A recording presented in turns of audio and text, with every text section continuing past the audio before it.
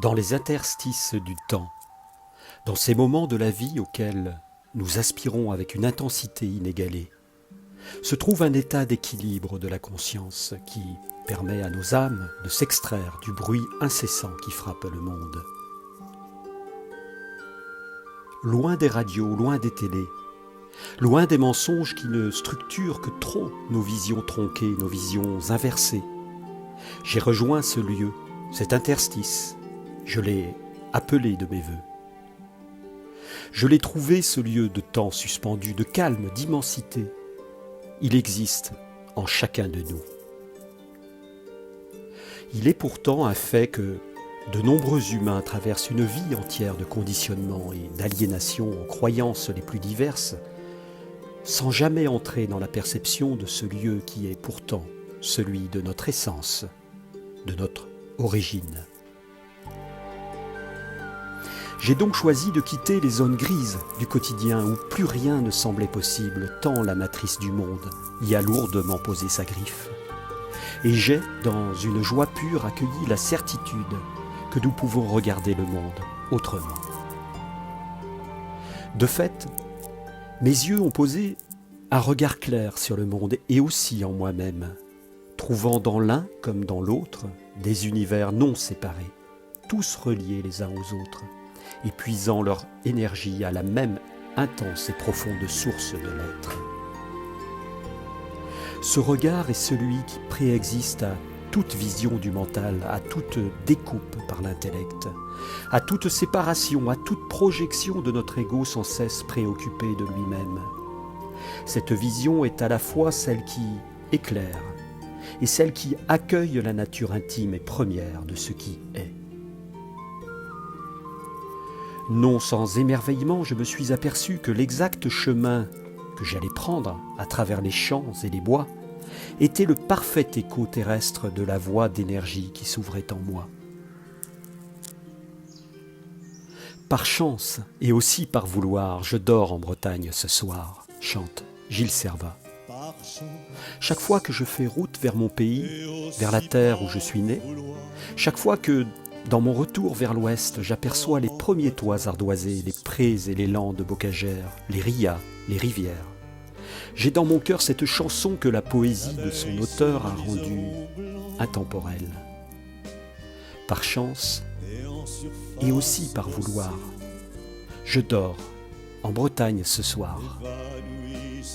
Ce vouloir, je le ressentais pleinement, non celui de la tête qui fixe des objectifs réalistes à la manière d'un business plan, mais celui inarrêtable de la force créatrice qui nous a amenés dans l'existence.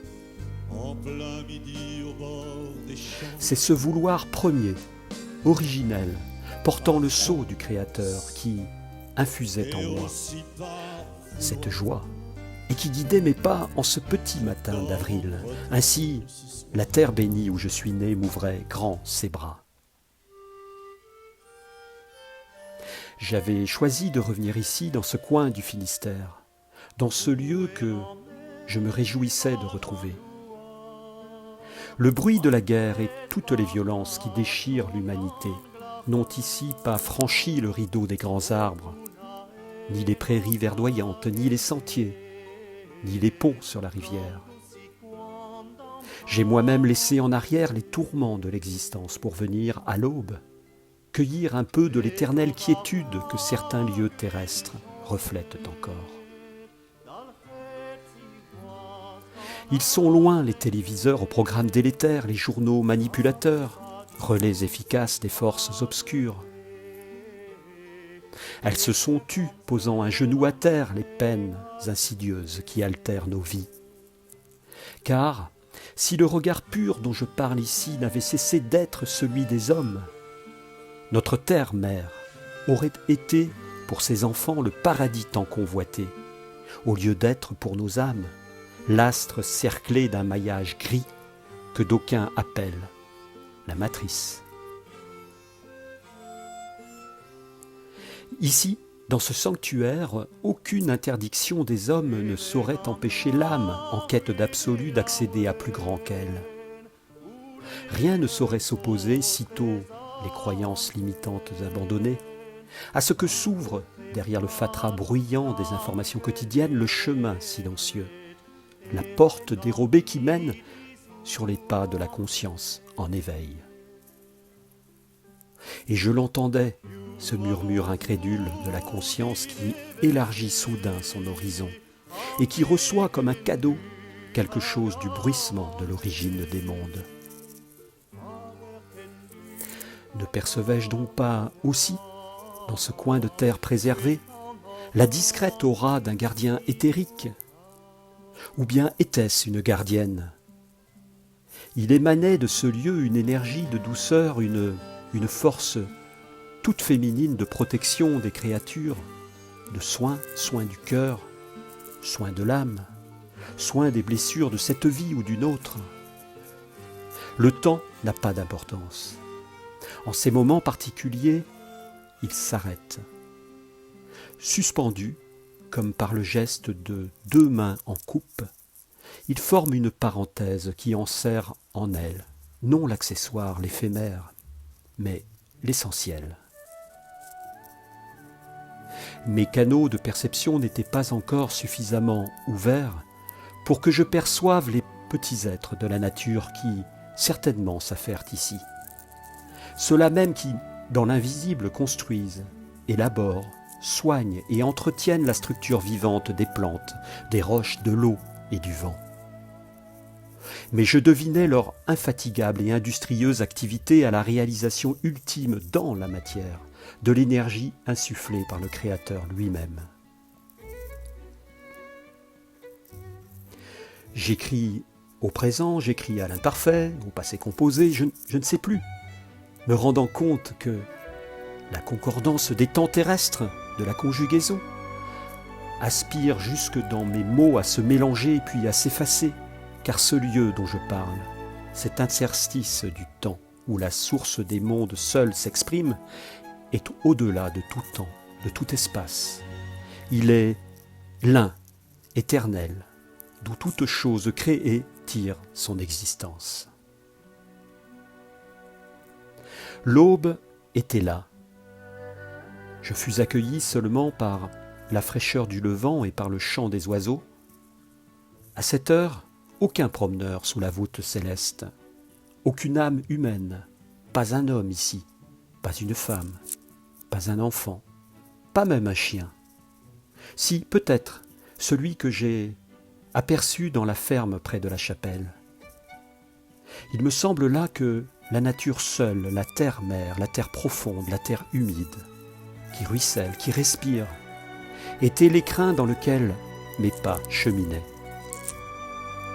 Je percevais, nonobstant, que ma destination était intérieure. Je n'allais pas quelque part avec l'intention de faire quelque chose. Être et trouver la source de l'être était le seul but, la seule chose qui importa et qui faisait s'évanouir les tracas et les peines.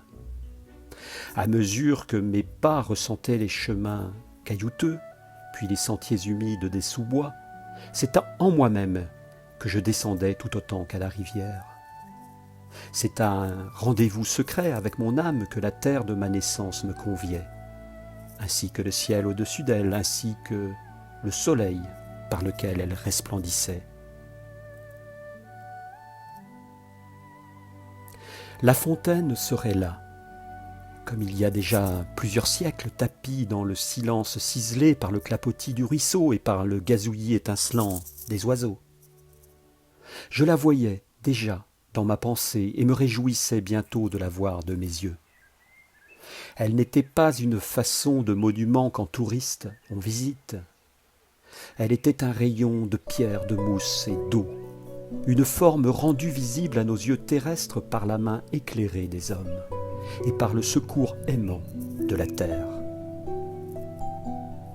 Point de jonction, point de rencontre de la terre et du ciel, elle était la pointe émergée d'une réalité d'énergie bien plus grande que ce que saint Thomas n'eût pu accepter pour vrai et pour bien réel. Je voyais quant à moi la réalité de la lumière, dans et à travers cette fontaine dont pourtant la pierre était si dense.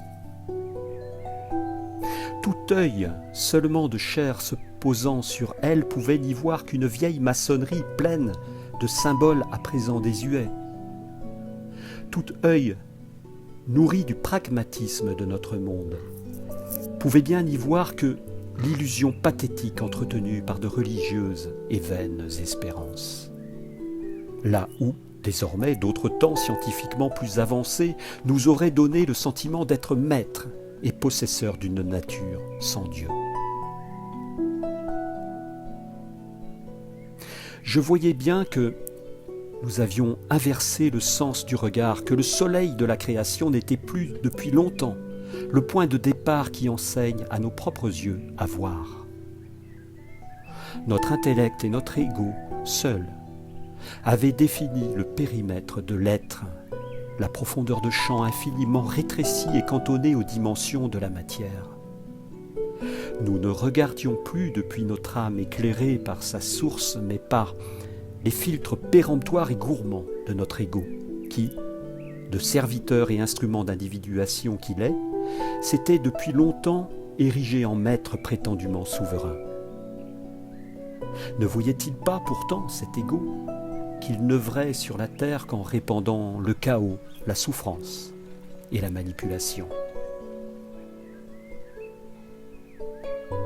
Je percevais en moi l'autre visage de l'être, la source par laquelle et depuis laquelle Dieu a créé toutes choses, et je savais, sans aucun doute possible qui vint entacher ma foi en cet instant, que le véritable regard n'était pas celui qui part de la matière, qui la convoite telle une idole. Je percevais que ce regard premier prenait sa source en Dieu, par-delà et avant toute chose, regard lumineux qui est amour et création. Je percevais que, par un miracle d'une beauté presque inentendable, nous pouvions aussi faire nôtre ce regard, jusqu'à dans l'intention de nos yeux de chair.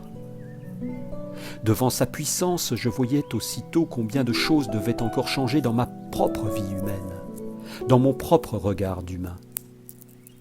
Je mesurais la manière exacte dont la séparation s'effectuait lorsque mes propres yeux pris dans les filets du quotidien oubliaient le secours de la source et répondaient au scintillement de l'ombre.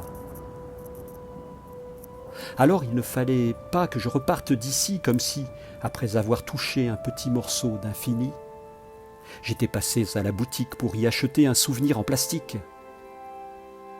Le seul souvenir était celui qui ne s'achète ni ne se regarde puisqu'il était déjà là de toute éternité sans que nous eussions su le voir.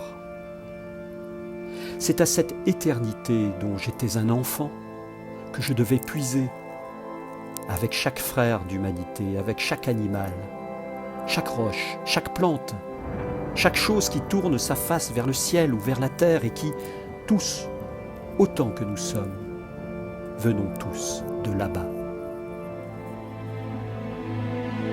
Et quand je dis là-bas, ce n'est pas tant d'un lieu inaccessible et lointain que par un chemin qui se trouve en nous. Je remontais l'escalier en remerciant la source, en remerciant la fontaine. La petite source terrestre de la fontaine qui, tel un écrin, était le symbole de la source première des mondes en ce coin de la terre. Le soleil était déjà haut. Bien que silencieusement, mais puissamment, il disait tant de choses, renvoyant lui aussi à la manière des symboles, à la lumière qui nous porta dans l'existence et nous fit conscience.